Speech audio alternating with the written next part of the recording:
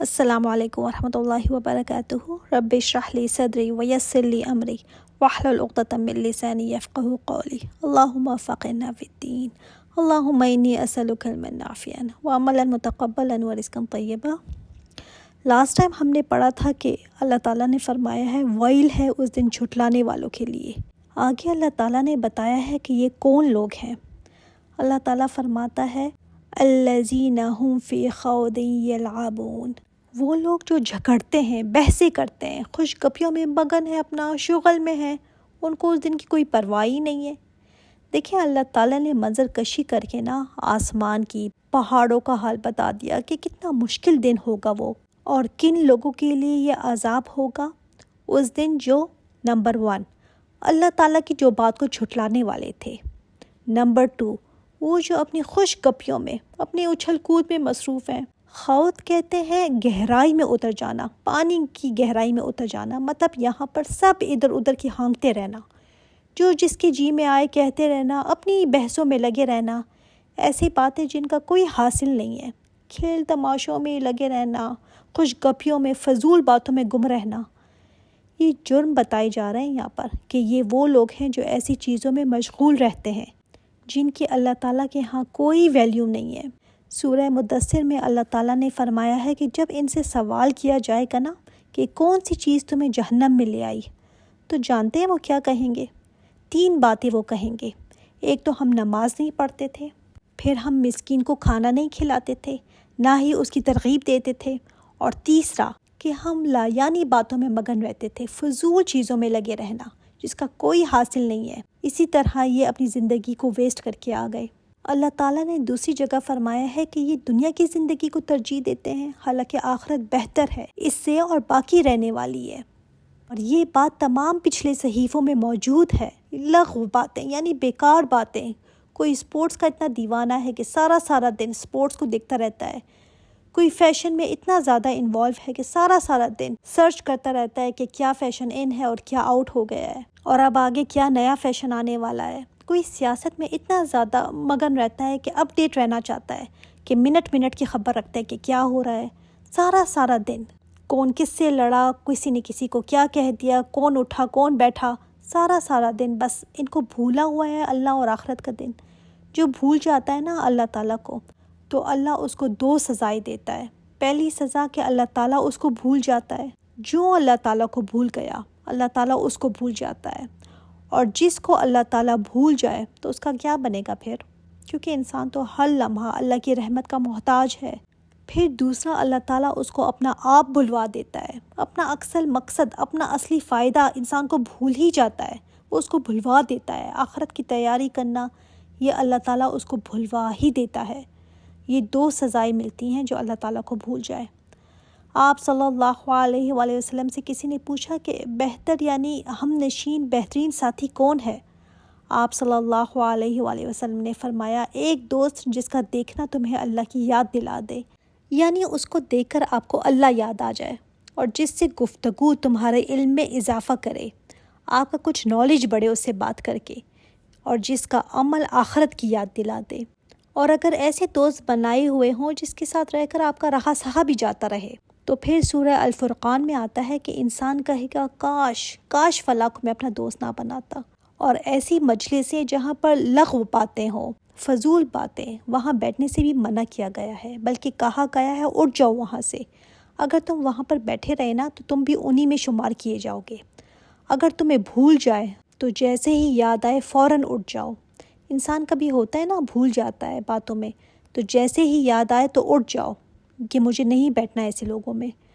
تو جو اس میں مگن رہے، فضول باتوں میں، اسی میں پڑے رہے، بحثوں میں، بھول گئے کہ وہ دن بھی آنا ہے، تو ایسے لوگ یوم یدعون الی نار جہنم دعا، اللہ اکبر، جس دن یہ دھکے دیے جائیں گے الی نار جہنم دعا بہت زور سے دھکا دینا۔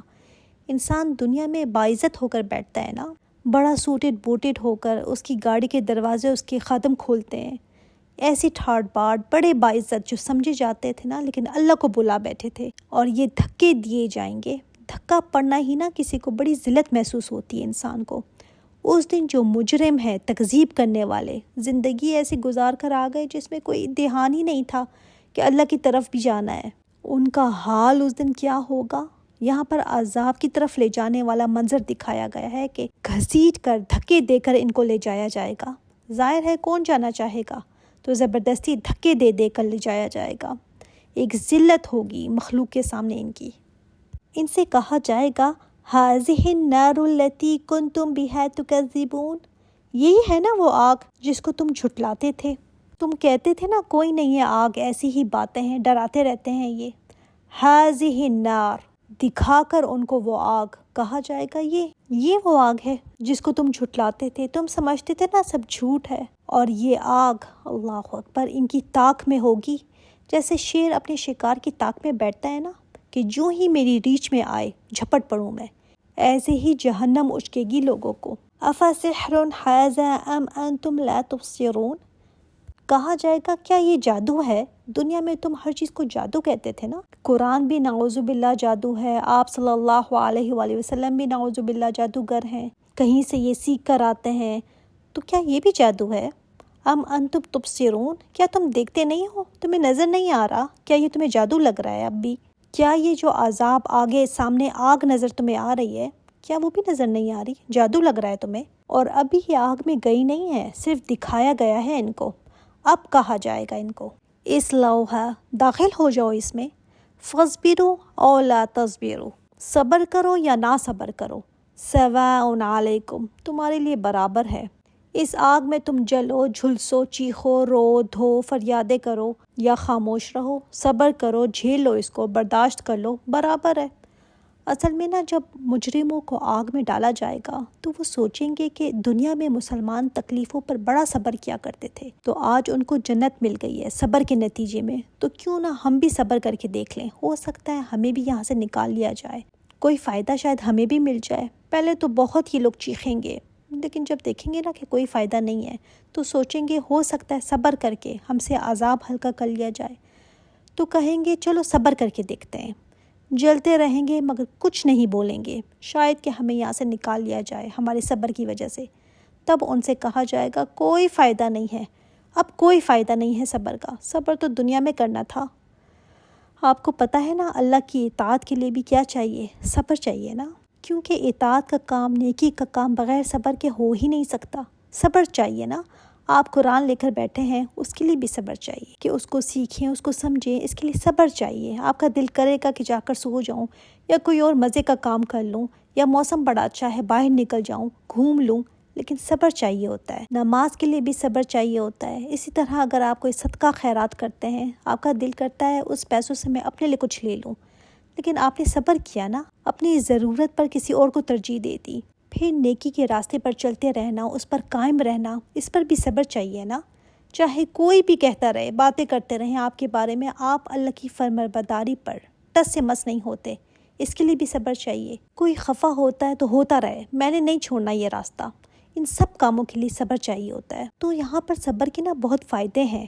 وہاں پر آگ پر جلنے پر آپ صبر کر رہے ہو تو دنیا میں کوئی ایسی آگ تو نہیں تھی نا، دنیا میں صبر کر لیتے، اپنے آپ کو اللہ کی اطاعت میں باندھ لیتے، یہ زیادہ آسان تھا۔ یہاں پر صبر کر کے دیکھیں، جہنم کی آگ پر صبر کرنا بہت مشکل ہے، اور یہ اب وہاں پر صبر کر رہے ہیں، وہاں پر صبر کر کے دیکھ رہے ہیں، اب کیا فائدہ؟ یہ تو دنیا میں کرنا تھا، تب فائدہ ہوتا۔ جس کو یقین ہونا کہ اللہ تعالیٰ کے وعدوں کا، ایسا یقین کہ جیسے اپنے ہونے کا یقین ہو کہ میں ابھی زندہ ہوں، یہاں پر بیٹھی ہوئی ہوں، ایسا یقین، وہ دنیا میں ضرور صبر کرے گا۔ لیکن جس کو یہاں پر یقین نہیں ہے نا، وہ وہاں جا کر پھر صبر کرے گا، اور اس صبر کا کوئی فائدہ نہیں ہے۔ فاصبروا او لا تصبروا سواء علیکم، اب کوئی فائدہ نہیں ہے، چاہے چیخو یا خاموش رہو، کیا فرق پڑتا ہے؟ اب تم آگ میں آ ہی گئے ہو، اب تو کوئی فرق نہیں پڑتا۔ انما تجزون ما کنتم تعملون، بے شک تم بدلہ دیے جاتے ہو جو تم عمل کر کے آئے ہو، جو تم کیا کرتے تھے اسی کا بدلہ ہے نا، کوئی اللہ تعالیٰ نے تمہارے اوپر ظلم تو نہیں کیا، جہنم میں ڈال کر تم پر کوئی زیادتی نہیں کی، تمہارا عمل ہی جہنم کے انگارے بن گیا تھا۔ دنیا میں گناہ کے جو کام ہے نا، وہ ہمیں یہاں پر بڑے مزے کے لگتے ہیں، انجوائمنٹ لگتی ہے نا، فن لگتا ہے، لوگوں کی طرف سے بھی بڑی ایکسیپٹیبلٹی ملتی ہے، تو ہم بڑے خوش ہوتے ہیں۔ لیکن اس کی حقیقت کیا ہے کہ وہ سانپ اور بچھو ہیں جہنم کے. وہ گناہ گرم انگارے بن جائیں گے، زقوم بن جائے گا جہنم کا. جیسے کوئی گفٹ بڑا خوبصورت پیک کیا ہو نا، لیکن اس کے اندر سانپ ہو. اسی طرح سے گناہ بہت خوبصورت نظر آتے ہیں دنیا میں، بندہ کہتا ہے کر جاؤں، لیکن یہ اندھیرے بن جائیں گے جہنم کے. یہ نظر آج نہیں آ رہا، اس لیے کہ یہ ڈھکا ہوا ہے. یہ نظر اس دن آئے گا. اور گناہ سے بچنے کے لیے بھی صبر چاہیے نا. دل کرتا ہے کر لوں، بس ایک دفعہ کر لوں، مگر یہ صبر آج کر لو تو صبر اچھا ہے. یہ اگر آج کر لو گے نا تو اجر بہت ہے، بہت ہے، اور اللہ کو یہ صبر بہت پسند ہے. آگے انشاءاللہ تعالی ہم جنتی متقی لوگوں کی صفات پڑھیں گے. سبحانک اللہم و بحمدک اشہد ان لا الہ الا انت استغفرک و اتوب الیک. السلام علیکم ورحمۃ اللہ وبرکاتہ.